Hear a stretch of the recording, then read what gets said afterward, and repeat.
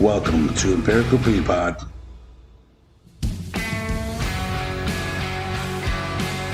I'm your host, Tim Dave. Thank you so much for continuing this journey with me, where I get to sit and talk to all my favorite people. You guys remember the drill. Don't forget to like, follow, share, subscribe, whatever is going on out there.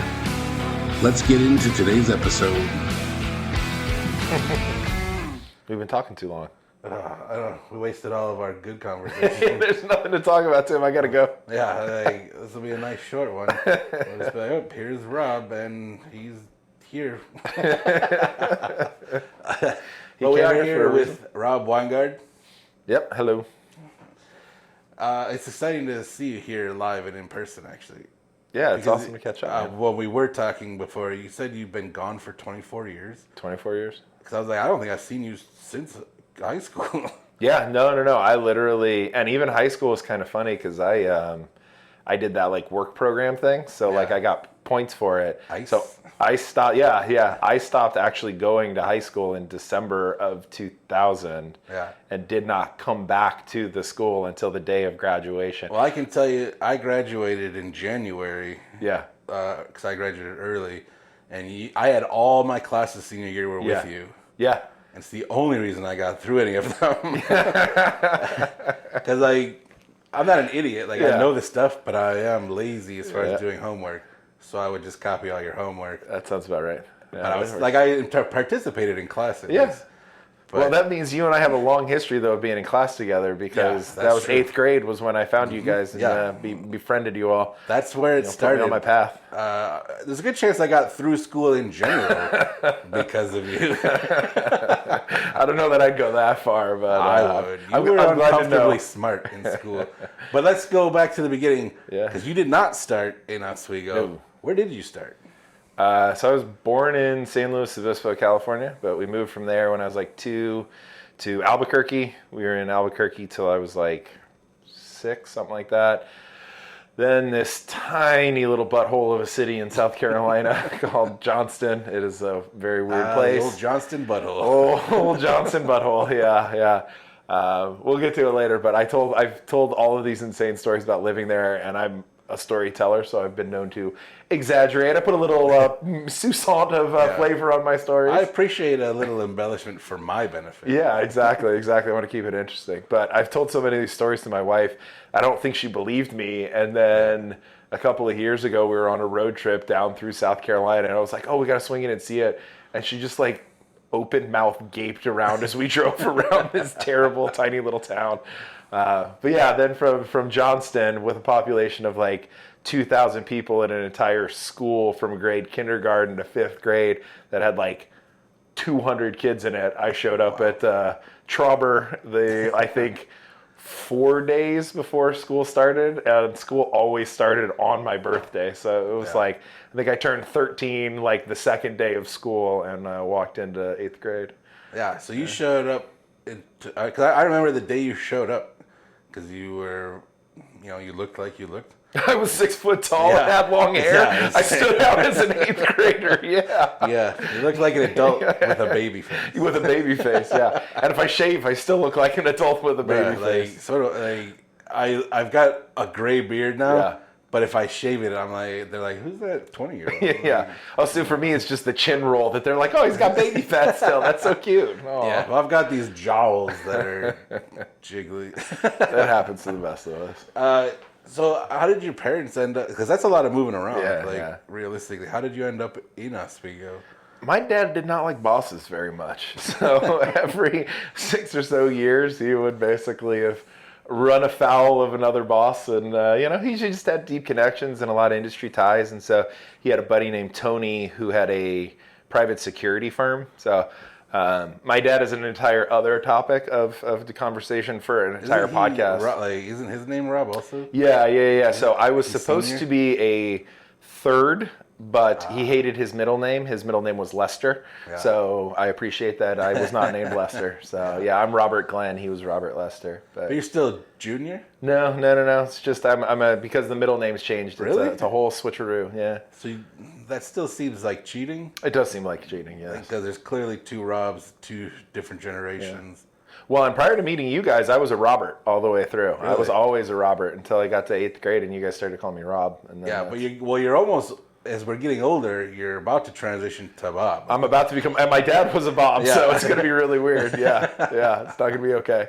Everybody knows me as Rob. I have two friends, two women who call me Robbie, and everybody else calls me Rob. Yeah, when I refer to you, I call you Robbie. Yeah. But that's usually when I'm talking about Rob Balchunas. Yeah. I call him Robbie. Okay. I don't know, probably just because I knew him first. To be honest. Yeah, for sure. I prefer Robbie. Oh, that's interesting. It's not interesting. It's it's the way the human brain works. How's that? Yeah. There's nothing else. Well, I was always called Timmy for a long time too. Yeah. And I answered anything. Well, and we did know each other as kids. I mean, Yeah, we were that's truly true. kids when that all met. But Yeah. yeah. So my dad got a job out here. Basically, he knew a guy who was starting up a company.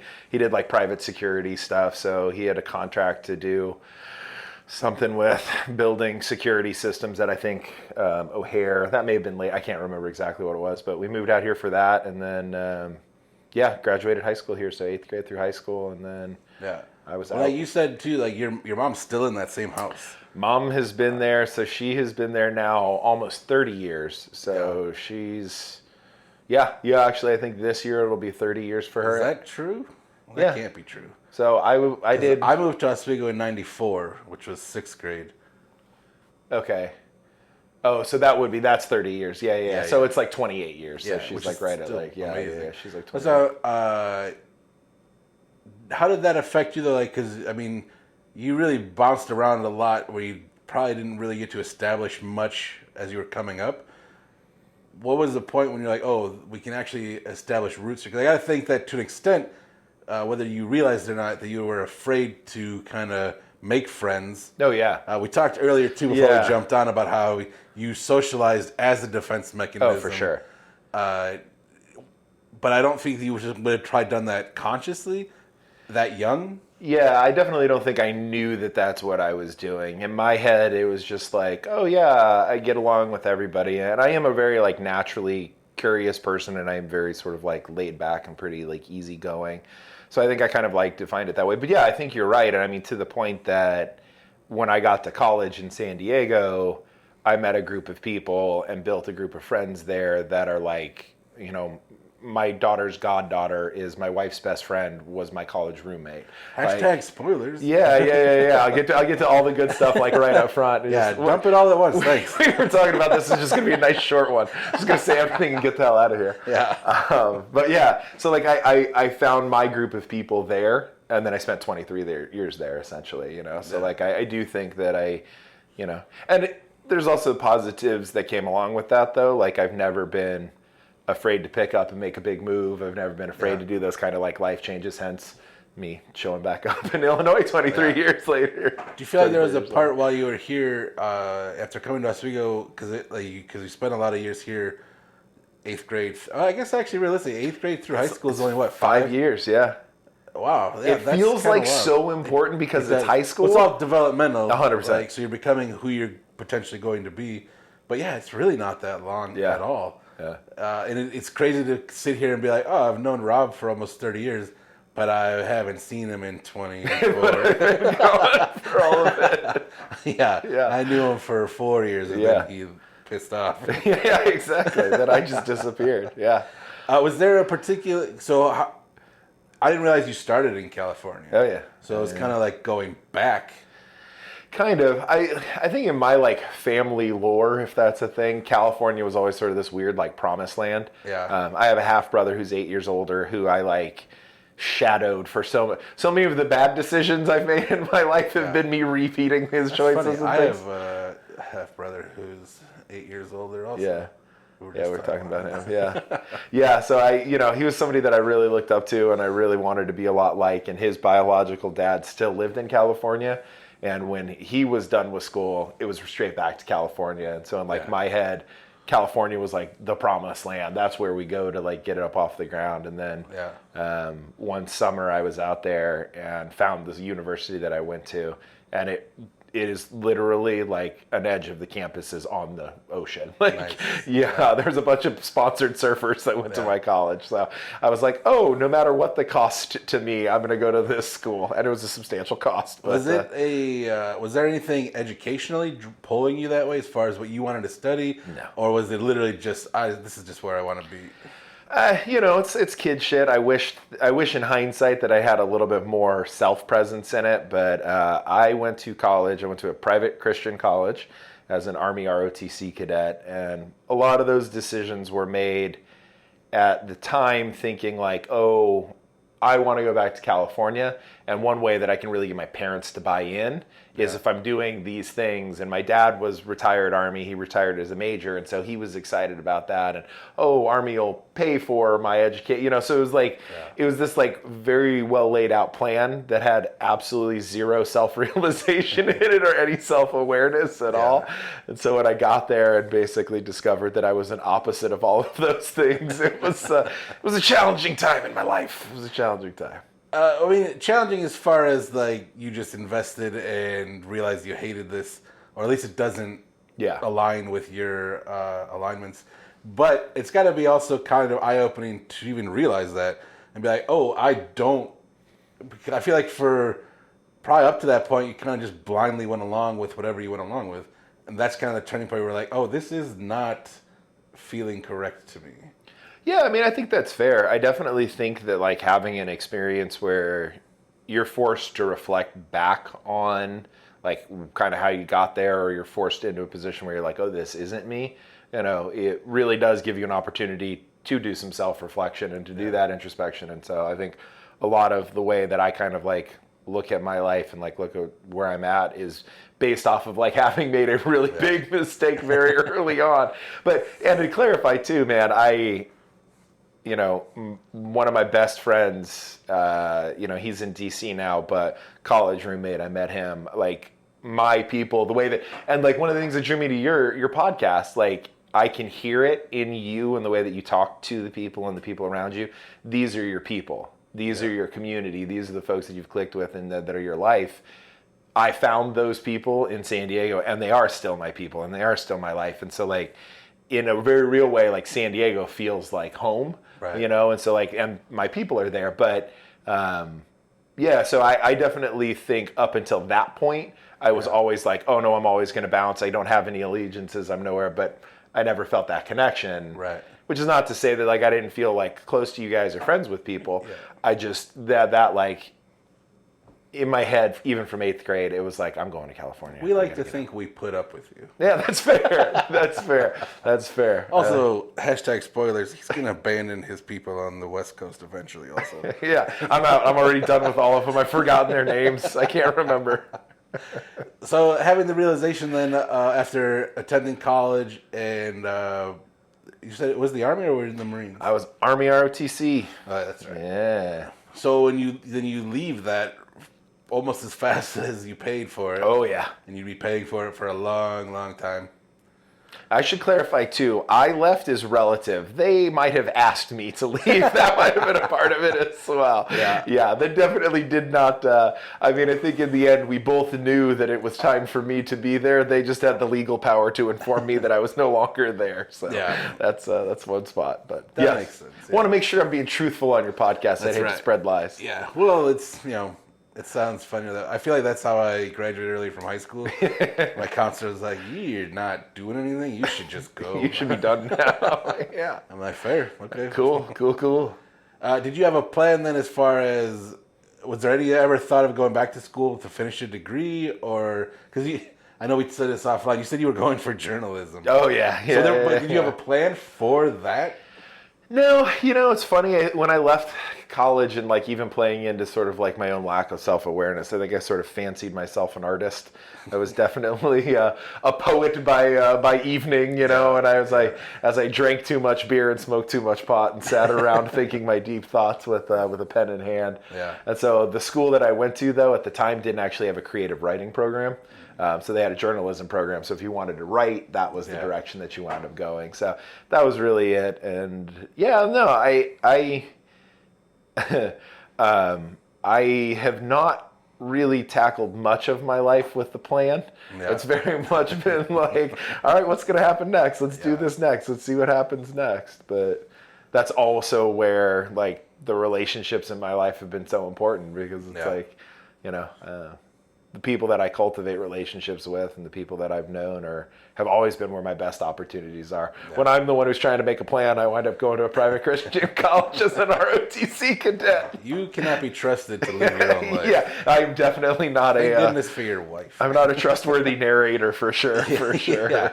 Actually, touching back in high school, kind of wrapped around that, and you kind of leaning on the people around you, but also at that time in high school using it as a defense mechanism, because you were quote unquote friends with everybody, because you played sports. Yep. You were also a bit of an outcast. You did theater. Like, you kind of had your hands in every clique, if you will. Yeah. Is that something you consciously did? No, not consciously. You're just interested in all these things? Yeah, I think that's it. I am definitely a very curious person, and I have, you know, if there's one thing I've ever been accused of, is it's needing an editor. You know, it's like, if we could edit out about 80% of this, we might actually get something useful. Yeah. So I just wanted to do it all. I wanted to learn all about it, and I wanted to do everything. And because I am pretty outgoing, like, where I would go, I would make friends, and I don't know, I always found somebody to be interested in or something to learn. And yeah, so it wasn't necessarily conscious, but it also doesn't necessarily make for, like, I had a breadth of relationships, not necessarily a depth of relationships, and I think that's one of those things that I've always kind of struggled with, is figuring out. Yeah, that's my favorite part of this whole thing we're doing, is everybody being so excited to hear about Rob Wyngard's life, and him coming on and being like, yeah, I didn't really care about anybody from Oswego. That is exactly how I want to come off. I desperately want everyone I cared about in high school to think that I didn't care about them at all. Good news, bud. Mission accomplished. Done and done. Yep. Turns out I was a shallow prick then, and I'm a shallow prick now. Nailing it. Yeah. I do my best. So, how did you then? How are you making money once you leave school? Because were you living on campus? No. I had moved off. Oh yeah, I had 3 roommates. So when you get kicked out, yeah. When you get kicked out, how do you start? Were you working anyways? So I had been working anyways. I was pretty much always working. Like, my family's working class. It's not like we had a bunch of money for me to be fucking off anyway. So I was always working. But a lot of the jobs that I had were tied through the university. So when I left the university, I had to find full-time work. As luck would have it, my dad had a hobby of antique restoration when we were in high school. Yeah. And so I'd done a bunch of antique restoration with him. And there was a genuine, like, English antique restoration, tiny little wood shop, like a block and a half from the apartment that I lived in. Oh, nice. And so I walked in one day and basically begged him for a job. He said, yeah, you can have a job. You just got to work as a contractor, because I'm not going to put you on the payroll. So I worked as a contractor. I sent him a bill, and he pretended I didn't exist, and did antiques for probably about a year. And then he had a contact with a guy who built, like, crazy high-end furniture,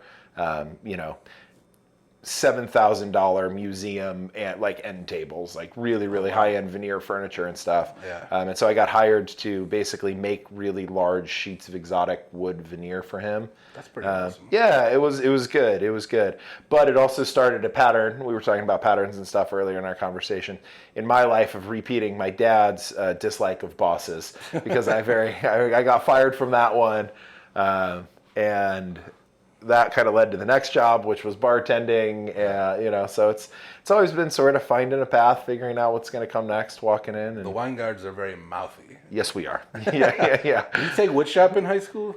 I did take a very little bit of wood shop, but I took more autos, and then it turned out that, like, all I wanted to work on was, like, small engines and really old school cars that didn't have computers or those kind of things.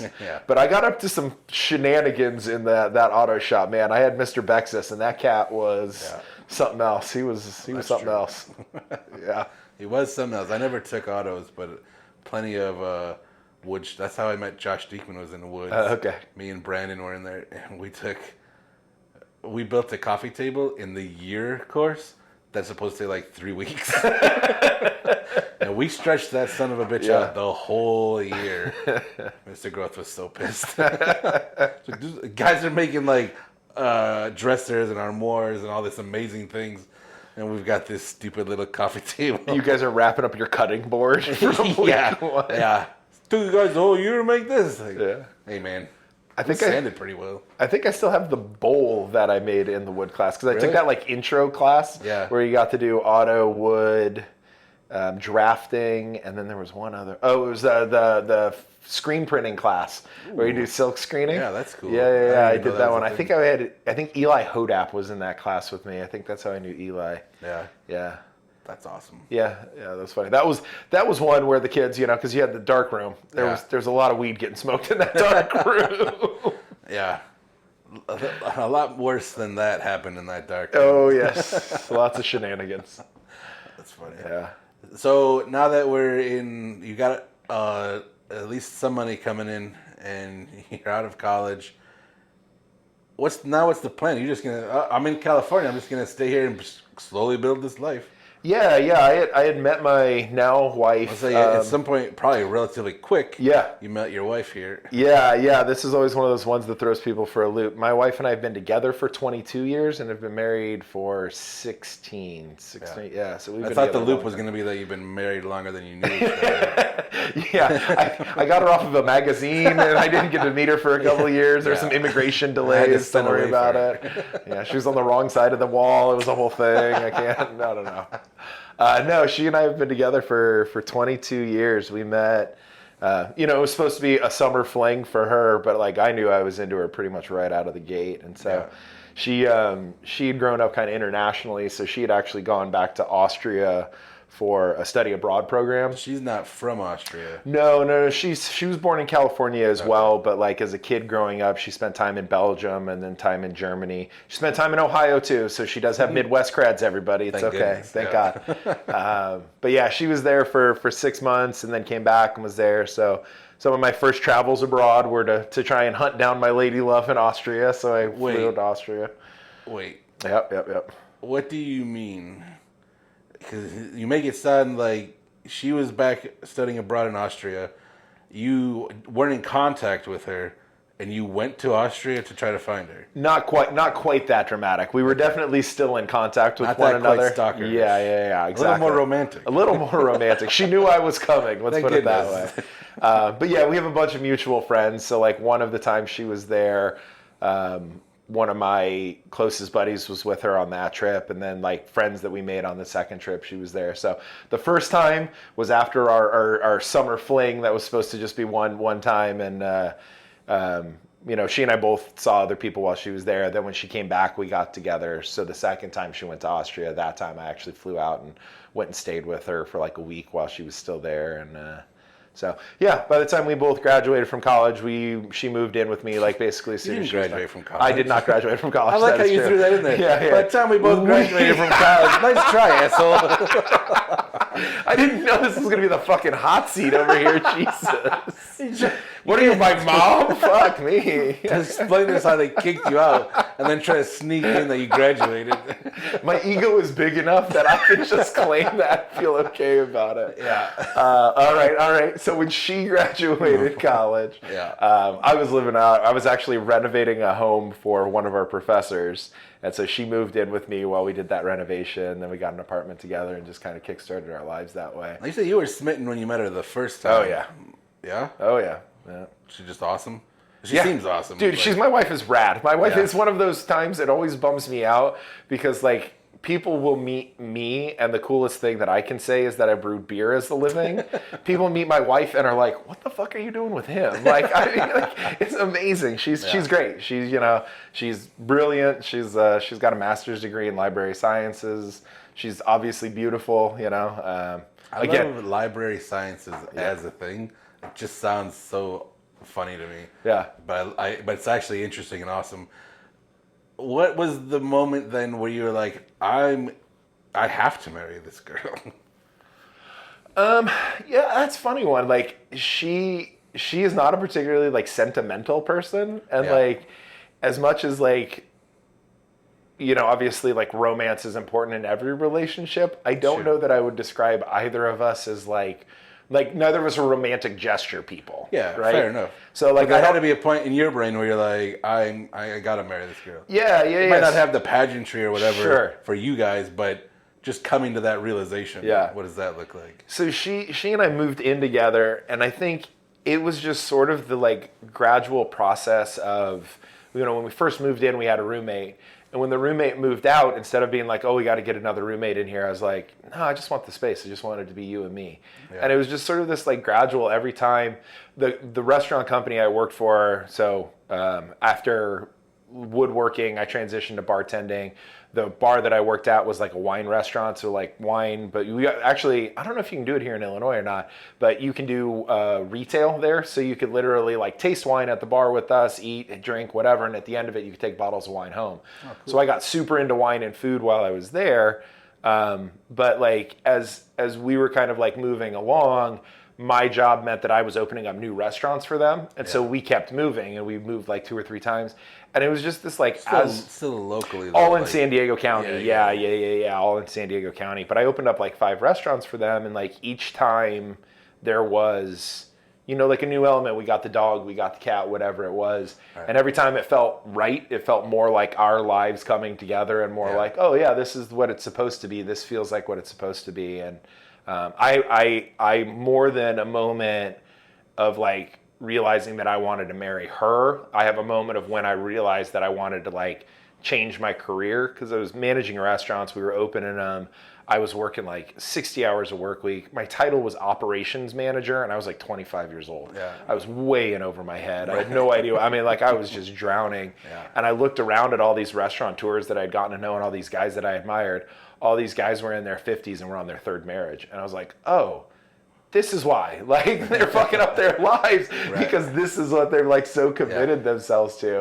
And I remember being like, oh no, I want her and I want that life more than I want this, for sure. And so like that was the first time like big career change kind of jumped in there. Intentional, accidentally. I didn't have a plan. I just knew that I didn't want to do that one anymore. But did you leave then, or you slowly get yourself out of it?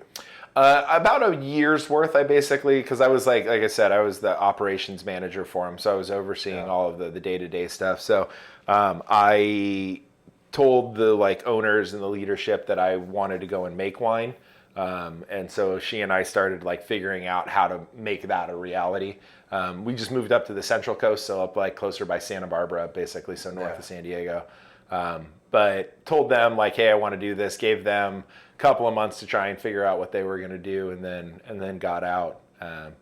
It definitely turned out to be the right move at the time, and here's that ego thing coming in again. At the time, I thought their business was important enough in San Diego, and my connection to them was important enough that I wasn't going to be able to really find like meaningful work in San Diego if I left the company. Yeah. So even though I was unhappy and wanted to leave, it was like, oh well, I've got to go somewhere else to get this done.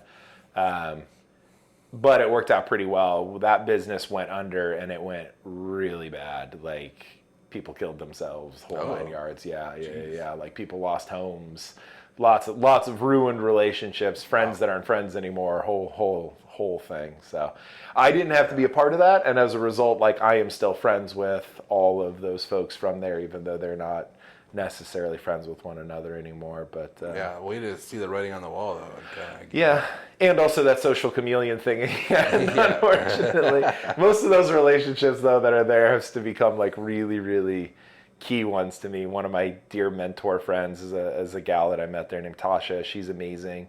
My buddy Marcus. Both of them super interesting artsy people who did something. Tasha just wrote an amazing book called, was that Mommy, I'm a Girl? It's about her experience having a trans kid, and like coming at it from the perspective of being a mom and trying to navigate that.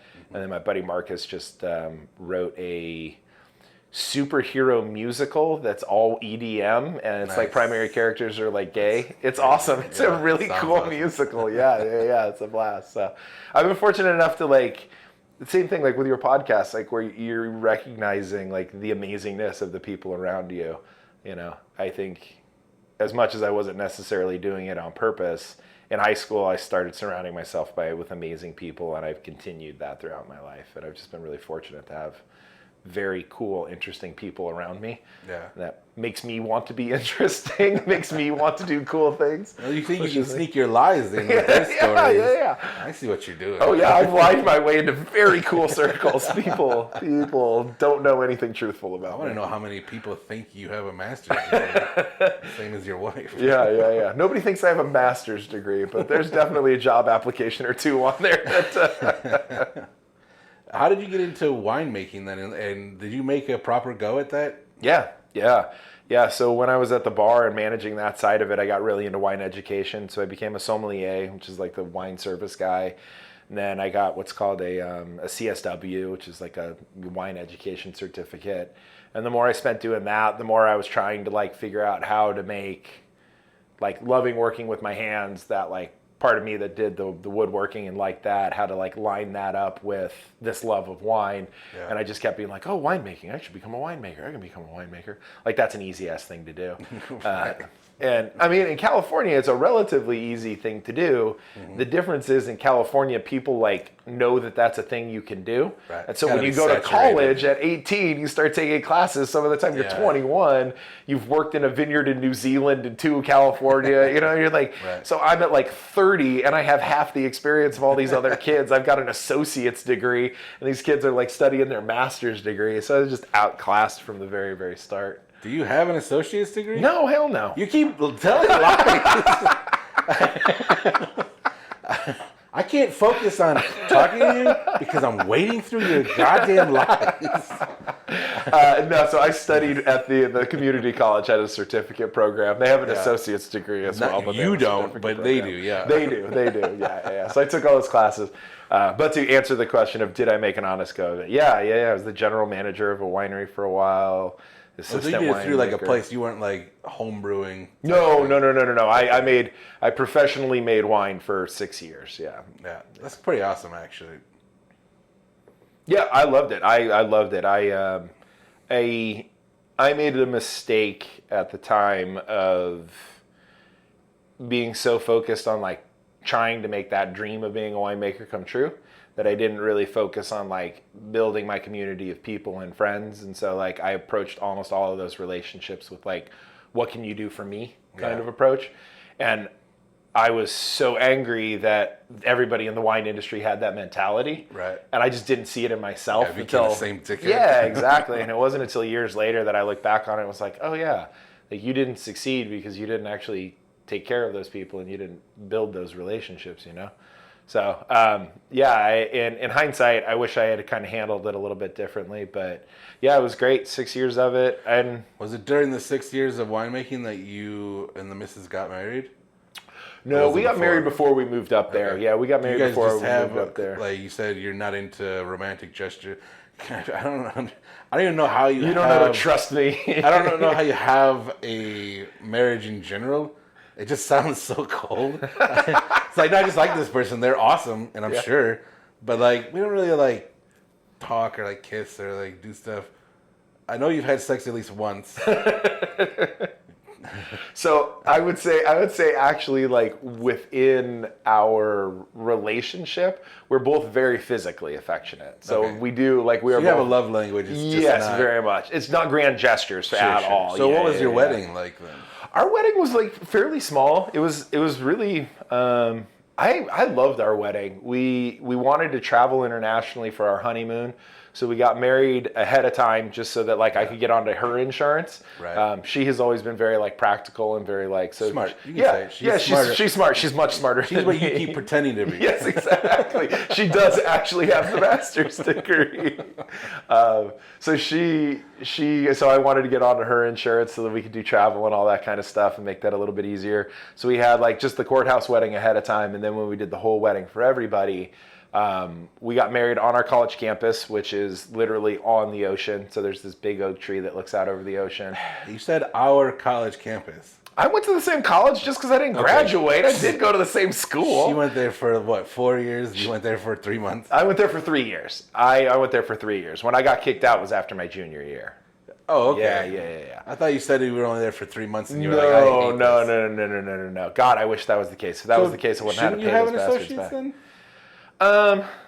Or it just didn't line up. Yeah, that the way? programs just didn't Yeah, line yeah. up in terms of the Fair way enough. that things got transferred. Now I see why you lie about it. You were Yeah, so close. I was so close. I've taken so many goddamn college classes and I have nothing to show for it. Yeah.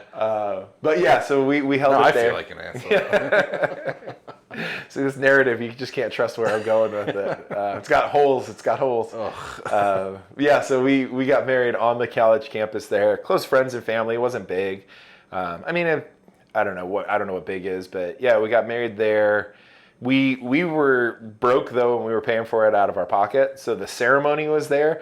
We did a cake cutting and a very simple just little reception afterwards. That way, if people had traveled into town or whatever, they could head home and head back out. Right. And then that night we went to the restaurant that I worked at and just threw a vicious fucking party. That's the way to do it. Yeah, Dude, it was a blast. I bartended my own wedding, and people were like, "Don't you want to go out?" And I was like, "No, every one of you has to come to me. I get to stand here. Yeah. I'm talking wine. I'm just slinging stuff." Yeah, we had a blast. It was a really, really fun, big reception. Just had a really great party, and then I think maybe a week later we went on our honeymoon, so it wasn't too much longer. But yeah. Anyhow, I suppose some of my own discount of the romance that's in our lives is just we've been together for a very long time at this point, and we're buying houses and putting kids in school and things like that. It's all you very guys have your dynamic. Yeah. And it clearly works. So Yeah. But yeah, makes we've made a real go of it. She's been amazing. She supported me through a lot of jobs. She seems like an absolute ride or die. Yeah, 100%. And she's also been the one who's figured out how to facilitate a lot of these dreams. I started my own wine label for a very short period of time, and it wasn't my money that put that one together, She's always been super supportive and that kind of stuff. So yeah, when it came time to neither of us had ever really wanted to own a home, but it kind of became something that she really wanted in the last few years as our daughter's getting a little bit older. And so the impetus to come back to the Midwest, to kind of come back this way, was born out of that. And I was like, you know what? You've supported me through all this other nonsense and these other things. So cool. I'll follow. Let's go figure it out. Let's go back. Let's buy a house. So you guys have been married for, did you say 16 years? Yeah, we got married in 2008. Yeah. Okay. But you would have been together for 22 years. Yeah. So, and your daughter is 10. 10. Yeah, 10. So you guys kind of do the married thing for 6 years. Yeah. Is that a conversation that happened, or is that something that just happened? No, I don't think either of us ever thought we were going to have kids. Yeah. And then there was just kind of a moment, again, no plan in my life at all. I try to avoid having any plans or doing any of this on purpose. Right. We were just talking about it, and we were like, okay, well, if it happens, it happens. If it doesn't, it doesn't. We had one, and then after one, we were both like, okay, that's enough. So I went and got snipped, baby, quick as I could. Snip it up. I'm done here. Really? Oh, hell yeah, man. I had a great doctor. He had 7 kids. Yeah. It was very funny. I was talking to him, and he's like, what do you want to put on, And so you're laying there on this table with your balls out. You're you're nervous as hell. There's some nurse who's shaving you, and you're like, ah. He comes in, and he's cleans up, and he goes, what kind of music should we listen to? And I'm like, I don't give a shit. You're about to cut what are we doing? No. And he goes, oh, this will be a quick one. How about some Led Zeppelin? All right. Okay. Who sings Stairway to Heaven? Is that Zeppelin? Yeah, that's Led Zeppelin. So he puts on Led Zeppelin, Stairway to Heaven comes on, and it doesn't even get to the bridge before he's done. He's like, and I'm out. I was like, oh, okay, that wasn't too bad. But yeah, we knew we were one and done, man. I just, between wanting to make sure that she could travel, and we love to travel, and just knowing what we would be able to provide for her and resources wise and what we wanted for her, it was the way we were going to go. So yeah, so she's a spoiled little shit. Yeah, good. Yeah, that's how you do it. Yeah, I was gonna say, you said, before we got into, you said she's just as rad as your wife. She gets a lot of love and a lot of really cool characteristics from my wife. She going back to our punk rock, heavy metal high school days, she was 6, maybe? I think 6.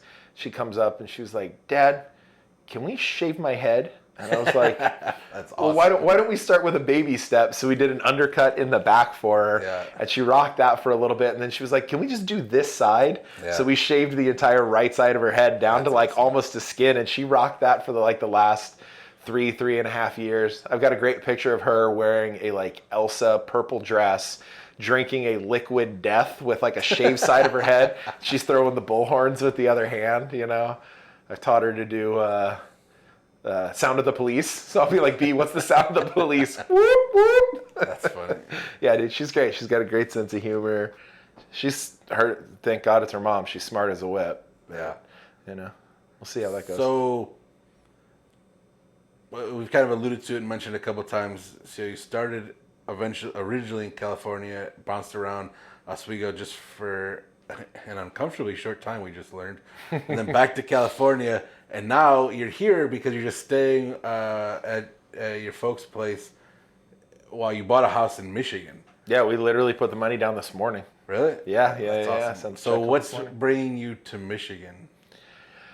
You know, pace of life, time to change a little bit. Like I said, we never really wanted to own a home before, but now it's just gaining in importance to us. And because San Diego will always sort of be my home, but like it was getting so rough. Like we basically post-COVID, everything changed for everybody, obviously, but like rents, as people were able to work remotely so much more, people started moving around. And so like tech jobs that were otherwise not in places, you know, maybe you were working somewhere for a company as tech support. Well, now you wanted to live in San Diego. So prices went through. It was already expensive. Right. But you said your rent was on a 3-year plan going up 10%. It would have ended at how much? $3,800 is where we expected. And that was only, what, a 2-bedroom? 2-bedroom, 900 square feet. Jesus. Yeah. No off-street parking. Yeah. It just really, really intense. You know, you can't buy into a home. The median home cost in San Diego right now is a little over $1 million. Yeah. You know, and so it was just one of those moments where in terms of like building something for my daughter's future, like that wasn't going to happen there. So, you know, it was funny, like trying to like justify our non-romanticness. Like we sat down and just had very like methodic conversations about like, okay, we wanted to be close enough. My mom just turned 70 this year, so we wanted to be closer to support her and be available for that. Do you consider living in the middle of Michigan being closer to Oswego? I mean, I guess it's in San Diego. It's 3 hours. I can be there in 3.5 hours. You can get there pretty quick. San Diego flight to Chicago is 5 hours, and then I got to drive an hour from the airport to get out here. That's true, and it's way more money to do that. It's way more money to do that. So it's definitely. I mean, my little sister lives in Oswego, so in terms of like emergency stuff, she can pop over. But does she have a house? You said they live like 8 minutes away. Oh yeah. Amy, man, it's so funny. Like, it's been one of the fun things, like listening to the podcast and hearing where you kind of never know where people's lives are going to go. Yeah. Amy in high school was a little devil, man. Like she was on fire. It was like constantly something with her, and you just never know. She's got the house. She's got 3 kids. The husband makes great money. They got a pool in the backyard. They live on a little pond that's got a beautiful view. They got the 5. I mean, like she's just absolutely kicked ass and taken names at life. Meanwhile, I'm like, meanwhile I'm floundering about changing jobs every 9 months, working 3 different things to figure out how to get by. The key is take a chance. Be an asshole. It'll probably still work out for you. I'll probably be just fine. Just fine. But yeah. So we did a lot of digging around, just trying to look at quality of life and things. And I love to backpack. I love to like spend time outside, and Michigan's just great for that. Like, you said you're by the lake or on the lake? We're about 1.5 miles from Lake Michigan. So nice. You can be in the water with a little boat in fish? about 5 minutes. Recently, I have picked up fishing. Just recently. I love fishing. Yeah. I was talking to my friend Jordan, who lives in Iowa, and he's only like 45 minutes from Minnesota. And I'm like, bro, I'd be out there fishing, trying to do some stuff. And I feel like in Michigan, too, I'd be very excited to do some fishing. I very much, so I love the kayak, so I very much intend to buy a fishing kayak and go and sit out there and just old man in the sea it. It'll be old man in a gentle laking it. Yeah, that's exciting, though, because like I'm not attached to this area, and I'm like, what's realistic? Like, it'd be cool to go to California, but I also feel like I'm kind of like aged out of that. Yeah. Like the appeal of it. Yeah, for sure. Like Oregon still sounds cool. Like I'm upset to say that parts of Florida sound cool. Dude, Florida's rad. There's some great stuff in Florida. Yeah, you would say that. I am a liar. I am not to be trusted. Yeah, you're very unreliable. But I feel like Michigan's one that, at least personally, is always over. Even Wisconsin's got beautiful parts. But it's like, is it that different from Illinois? monetarily, yes. Yeah. Because I feel like did you guys buy a single family home? Yeah. Yeah. How many bedrooms? It is 4 bedrooms, basically. So it's like 3 bedrooms with a bonus room that can be a Nice. bedroom. Is that a basement? Yeah, 2 bathrooms. It's like a split level, so it kind nice. of like 2 of all of the above. But yeah, sits on an acre and is a mile and a half from Lake Michigan. It's like 2,000 square feet without the garage and like right at the $300,000 mark. So like, which is an actually doable thing. right. That's hugely different. Yeah. From where you came from. That's exciting though too. Now, you said your wife's bounced around a lot. Mm-hmm. So when did you take? I had to have taken a trip to Michigan and looked at the place. Is she excited to kind of move into this stage of the life as well? Oh, she's twice as excited as I am. Really? She is super excited about it. Cool. Yeah. Yeah, we jokingly say that she's in the crone phase of her life. I can't remember what the book she read is, but it's like this book about like the progress of a woman's life, and like the crone stage is like the last one that they write, and it's it's the mature woman who has had these life experiences, and what's that next phase in her life? Yeah, man, she wants the garden. She wants to start talking about birds. She wants to know what the name of all the plants are. Like, and it's funny because like I say that as a joke, but in hindsight, I'm like, fuck yeah, that sounds great. I want to sit around, drink coffee, and talk about birds. It does kind of sound awesome. Yeah. It's nice to like embrace where we are in life. Like we're not really holding on to anything. In a lot of ways, I feel like we never found ourselves in the first place. So now that these options are opening up, we're like, well, this sounds great. Yeah. Or this is just nice. Yeah. Yeah. This sounds all right to me. I can do this. Is your daughter just excited? Okay, I mean, it's a pain in the ass. She didn't have to deal with the moving around that you guys did, but like, it's still the biggest deal for her, especially at that age. How is she feeling about the move?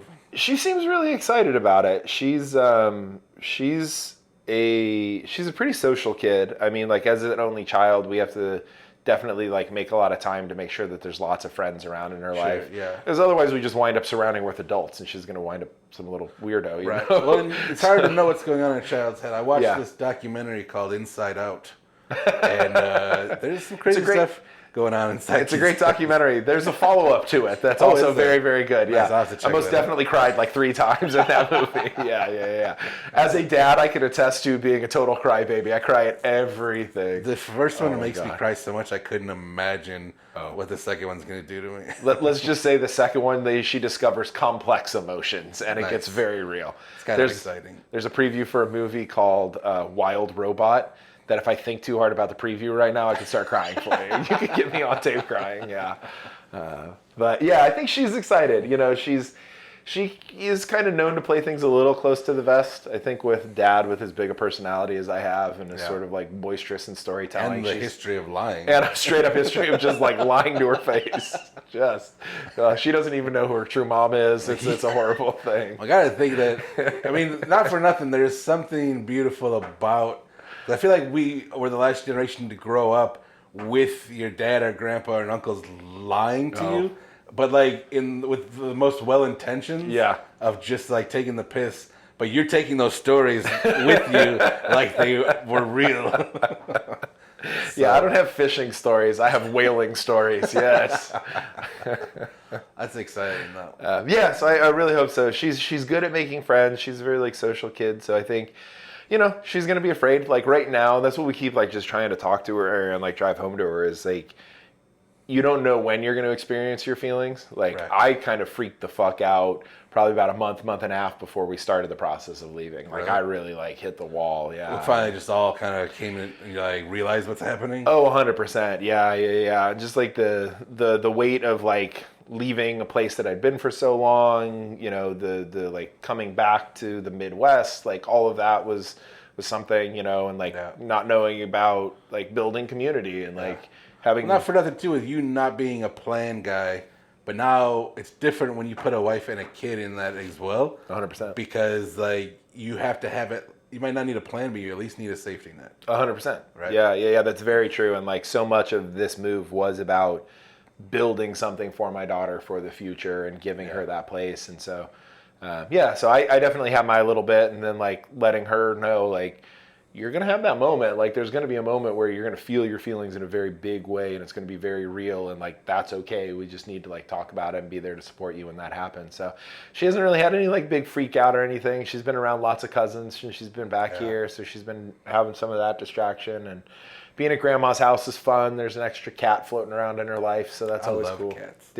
Yeah, we have one named Twist. She has a very tiny head and a really giant body, and it's very funny. It's very funny. But she's a good cat.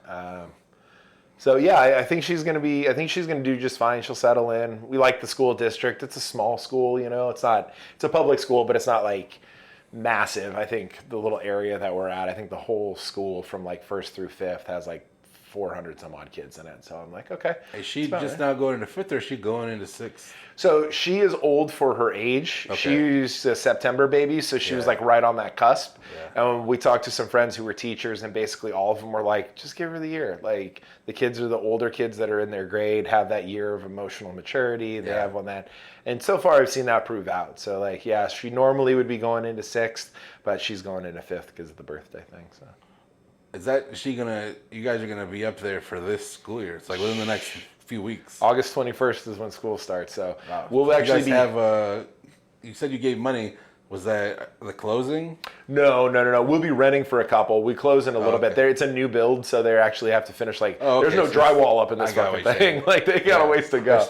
But yeah. So we'll probably be either short-terming it up there, or don't listen school district. She'll be missing the first week or two of school. One of the two. We'll be figuring it out. That's how you want to start. Yeah. Right off the bat with a lie, straight to the school district. We just got here. It'll be true to my theme, though, you know. Yeah, intense lying and no planning. I'm so mad at how far you've gotten. It's gotten me back to this podcast, though. So there you go. Served me well. If this is any kind of highlight for you, you should reevaluate your life. I don't know, man. Like you and I were talking about before we started, like hearing you talking with people and just hearing people's lives, like it's a good joke and I appreciate it, but it is really cool to be like sitting here with you again and like getting to like reminisce and catch up on some people, because for as much as I made it sound like I didn't care about anybody, like you went out of your way. I mean, I explicitly said that I didn't care about. I can't believe you didn't name names. Just started calling up people alphabetically. I got a list like it's for as much as that's the case, like I really have grown into the realization that like my community and the people that I surround myself with are so much of what like makes my life successful and so much of like what is fulfilling in my life.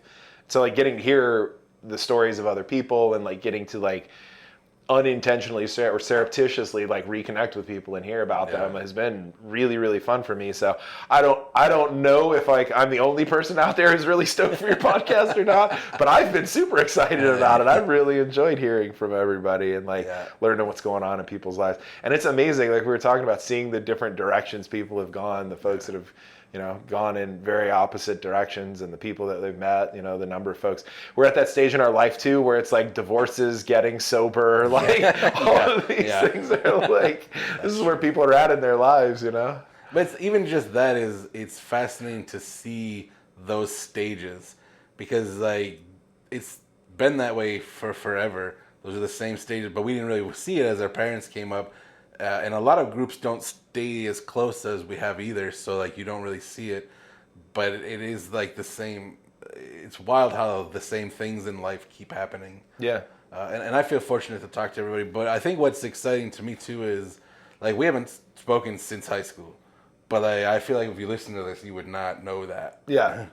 It just picks up right where it leaves off, and I hope that people give the episodes of people they don't know a chance, because there's a reason that I brought them on the show, because I think that they're interesting and fascinating, and they still have really cool stories, even if you don't know them. And a lot of those people are people I've never talked to. Yeah. Which is insane to me. To like, it's almost been a challenge to me to be like, oh, can I create a conversation here with basically a stranger that hopefully is compelling. And also, hopefully, it doesn't go for 3 hours. Yeah, or hopefully you hit some hot button and all of a sudden everybody in the room's like, "Oh God, oh no, what have we done?" Tough. That's my let's peeling the curtain. But Yeah. before every episode, I'm always like, what don't you want to talk about Yeah. to make sure of that? And most people are like, don't have any qualms. And I also always say, like, if something comes up, just say that, because it's important for me that people hear boundaries, and then I hear them being respected, as opposed to just ignoring stuff altogether. Sure. So. Wait, you're not a shock jock? I am not a shock. I feel like that's why initially people were hesitant to the show. Because I'm like, this isn't like a dirt sheet. Like, I'm not. It's gonna be gotcha journalism. You're gonna walk in. I don't want to talk about all the ugliness of your life. I want to talk about what's going well and like lift people up. Like, all of a sudden, my college professors walk in and just point at me. You're a liar. You don't have a college degree. You son of a bitch. Yeah. So it's nice to be able to sit here and call you a liar to your face. Yeah, that's fair. It's fair. It's fair. You're not the only person that feels that way. Well, if you stop lying. I have grown a lot as a human being. I've learned the value of relationships. I just haven't figured that part out yet. I'll figure that out sooner than later. Well, I feel like you probably watch too much news and you just decided, well, if you just say something enough, it becomes true. You just yell it over and over and over again. See, you've given me a larger platform to spread my lies now, Tim. More people will be forced to hear my lies. Now I'm enabling. Oh, that's pretty good. So once you guys get settled and moved in, what do you think is next for the family? Because you still don't even have a job lined up. Yeah. So you guys are floating. I've been making the joke over and over again how fun it is to be 40 living in my mom's basement unemployed, you know? I mean, at least you have a plan and an awesome life. Some of us are doing that and we're just sacks of shit. Well, I've joined the club. I've joined the Sack of Shit Club. I'm going to get an SOS patches made up for all of us. Send it out. New meaning for SOS. Yeah. Honestly, I think it's going to be a little low key for us for a little bit. I think I mentioned we do love to travel, and so like we're hoping to get back to Mexico with some friends later this year. But it'll all kind of depend. It's the time in my life where like right now a lot of what I'm thinking about is like doing the right thing for my family and the right thing in my life. Yeah. I've been so blessed to have bullshit my way through so much of my life and gotten to do so many cool things. Like, I think we're talking about like me making wine, like as much as I can, hem and haw about that dream not coming true in the real way. Like I got to make wine, dude. I made wine for like 6 years. True? It's fucking rad, I mean, it didn't become like my career. It's not what I got to do forever, what I mean? Right. But like, as I'm getting older, you sort of like start to realize the degree to which very few people get to have that, like, I'm going to do this and this is where I go and now I have this and this is my career. Were you hoping was your private label Wyngard? It was, yeah. It was asshole.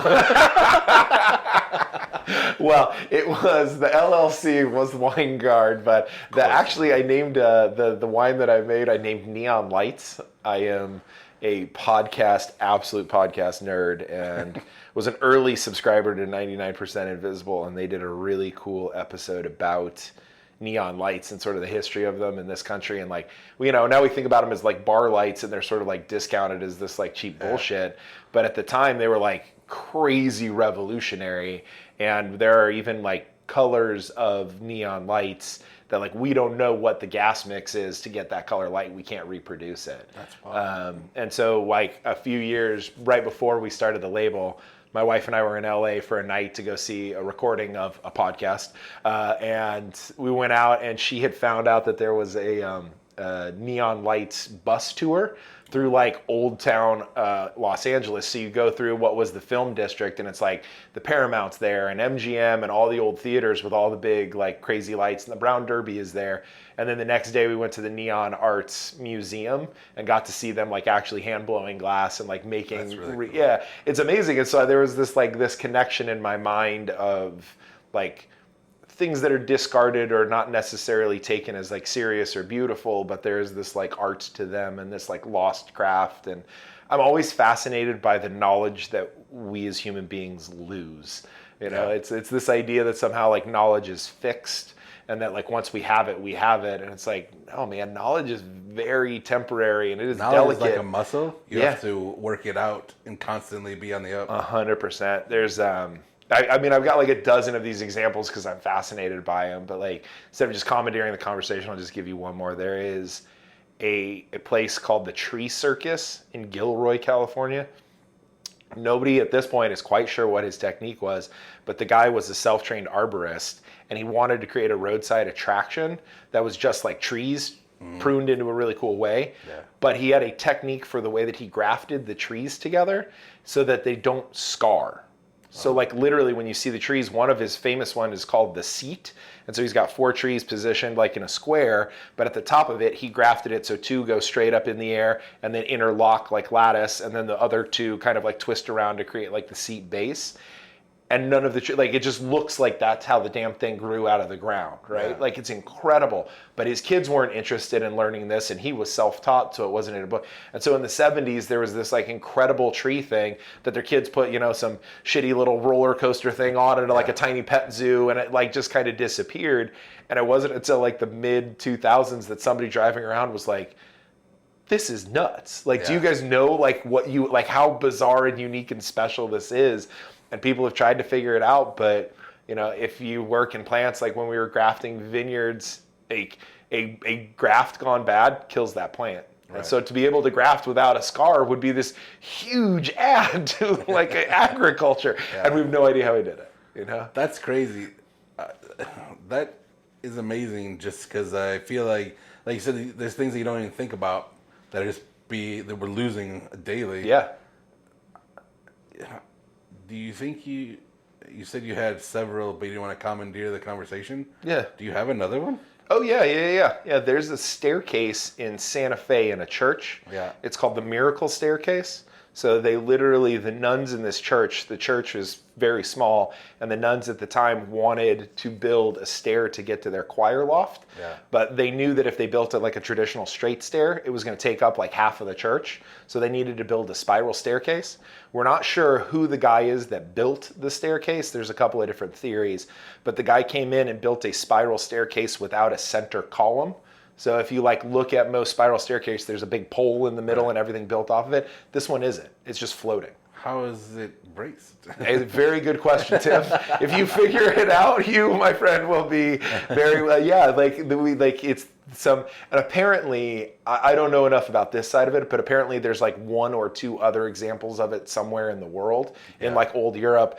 But it's this old traditional German builder is one of the options, or this. So the old country just brought this old knowledge with them. And for the longest time, I don't know if this is still true, they may have figured it out, they don't know what wood it was made out of. So like the guy had it with him apparently. Some dude traveled from Germany to Santa Fe, New Mexico with enough to build this, and it's this big, beautiful staircase. You can see it online.